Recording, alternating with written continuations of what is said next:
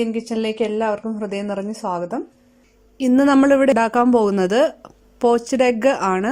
ഇത് നമുക്ക് രാവിലെ ബ്രേക്ക്ഫാസ്റ്റിനൊക്കെ ഉണ്ടാക്കാനായിട്ട് വളരെ ഈസിയാണ്. ബ്രെഡിൻ്റെ കൂടെയൊക്കെ വളരെ ഹെൽത്തി ആയിട്ടുള്ള ഫുഡാണ്. ഇത് നമുക്ക് ഫ്രഷ് എഗ് വേണം. പക്ഷേ ഇപ്പം ഫ്രഷ് കിട്ടാൻ പണിയായിരിക്കും. നമ്മളെല്ലാവരും ഫ്രിഡ്ജിൽ വാങ്ങിച്ചു വെക്കുകയല്ലേ ചെയ്യാറ്. അപ്പോൾ അതായാലും കുഴപ്പമൊന്നുമില്ല. ഫ്രിഡ്ജിൽ വെച്ചിരിക്കുന്ന എഗ് ആവുമ്പം അതിൻ്റെ എഗ് വൈറ്റ് കുറച്ച് ലൂസായിട്ടുണ്ടാവും. അപ്പോൾ ഇങ്ങനെ നമ്മളിത് വെള്ളത്തിൽ ഒഴിച്ചിട്ടാണ് നമ്മൾ ചെയ്യുന്നത്. അപ്പം എഗ് വൈറ്റ് ലൂസായിട്ട് അങ്ങനെ സ്പ്രെഡായി പോകാൻ ചാൻസ് ഉണ്ട്. ഫ്രഷ് എഗ് ആണെങ്കിൽ ഉറച്ചിരിക്കും. അത്രേ വ്യത്യാസമുള്ളൂ. അപ്പം നമുക്ക് ഉണ്ടാക്കാം. അപ്പം ഞാനിവിടെ ഒരു പാത്രത്തിൽ വെള്ളം ഒഴിച്ച് സ്റ്റൗവിൽ വെച്ചിട്ടുണ്ട്. സ്റ്റൗ ഓൺ ചെയ്തു. ഈ പാത്രത്തിൽ ഏകദേശം ഒരു 3/4 ഭാഗത്തോളം വെള്ളമുണ്ട്. നമ്മൾ മുട്ട അതിലേക്ക് ഒഴിക്കുമ്പോൾ അതിൽ മുങ്ങിക്കിടക്കാൻ പാകത്തിൽ വെള്ളം എടുക്കണം. ചില ആൾക്കാർ സോസ് പാനിൽ ഉണ്ടാക്കും. പക്ഷെ ഈ പാത്രത്തിന്റെ വാവട്ടം വലുതായതുകൊണ്ട് നമുക്കിങ്ങനെ ഒഴിക്കാൻ എളുപ്പമുണ്ട്. അപ്പോൾ എനിക്ക് കുറച്ചുകൂടി ഈസി ആയി തോന്നുന്നത് ഇതിലുണ്ടാക്കുമ്പോഴാണ്. അതുകൊണ്ടാണ് ഈ പാത്രം എടുത്തേക്കുന്നത്. ഇപ്പോൾ സോസ് പാനിൽ നിങ്ങൾക്ക് ചെയ്യാൻ സൗകര്യം ഉണ്ടെങ്കിൽ അതെടുത്താലും മതി. ഞാനിപ്പോൾ ഇതിൽ ചെയ്ത് കാണിച്ചു തരാം. ഈ വെള്ളം ശരിക്കും തിളയ്ക്കണം, നല്ലോണം വെട്ടി തിളയ്ക്കണം.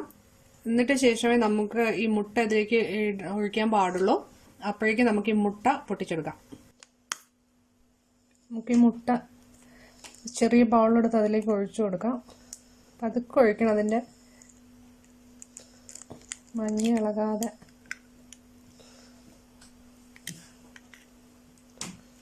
സൂക്ഷിച്ചൊഴിക്കണം. വെള്ളം നല്ലോണം വെട്ടി തിളയ്ക്കാൻ തുടങ്ങിയിട്ടുണ്ട്. നമുക്ക് സിമ്മിലിടാം. ഇനി ഹൈയിലിടേണ്ട, ഹൈയിൽ നിന്ന് മാറ്റി സിമ്മിലിട്ടിട്ടുണ്ട്. കുറച്ച് ഉപ്പിട്ട് കൊടുക്കാം. ഇതൊന്ന് ഇളക്കി കൊടുക്കാം. ഉപ്പോ അല്ലെങ്കിൽ വിനാഗിരിയോ നമുക്കിതിൽ ഒഴിക്കാം. അതെന്തിനാന്ന് വെച്ചാൽ ഈ വൈറ്റ് ഇങ്ങനെ സ്പ്രെഡായി പോകാതിരിക്കാൻ വേണ്ടിയിട്ടാണ്. തീ കുറച്ച് വയ്ക്കാം. നമുക്ക് ഈ മുട്ട ഒഴിച്ചു കൊടുക്കാം. മുട്ട ഒഴിക്കുമ്പോൾ വളരെ സൂക്ഷിച്ച് പതുക്കെ ശ്രദ്ധിച്ചൊഴിക്കണം. ഇല്ലെങ്കിൽ ഈ വൈറ്റ് അങ്ങ് സ്പ്രെഡായിട്ട് അങ്ങ് പോകും. നമുക്ക് ഒഴിച്ചു കൊടുക്കാം. പതുക്കെ ഒഴിക്കണം.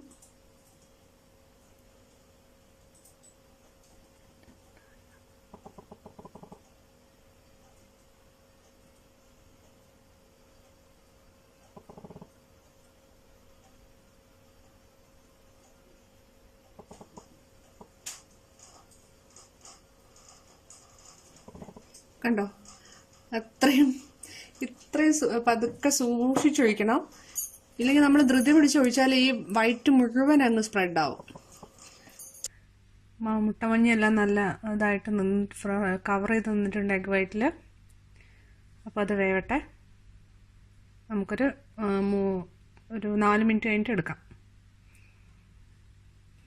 അപ്പം 4 മിനിറ്റായി. നമുക്കിതെടുക്കാം.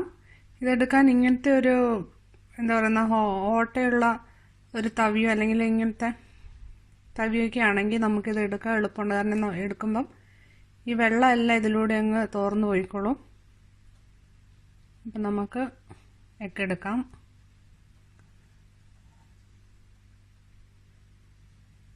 ഇങ്ങനത്തെ തവി എടുക്കാൻ നോക്കണം നിങ്ങൾ.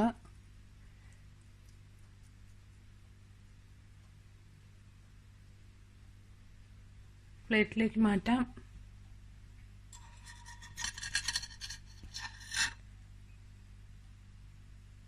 വളരെ ഹെൽത്തി ആയിട്ടാണ്. ഇത് ബുൾസൈ ടൈപ്പ് തന്നെയാണ്. പക്ഷെ അതിൽ ബുൾസൈയിൽ നമ്മൾ ഓയിൽ ഉപയോഗിക്കും. ഇതിൽ ഓയിലൊന്നും ഇല്ല.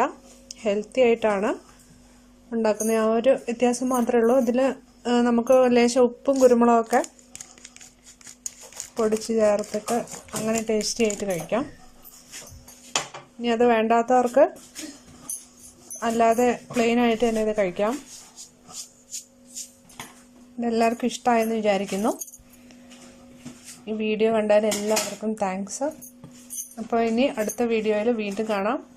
ബൈ.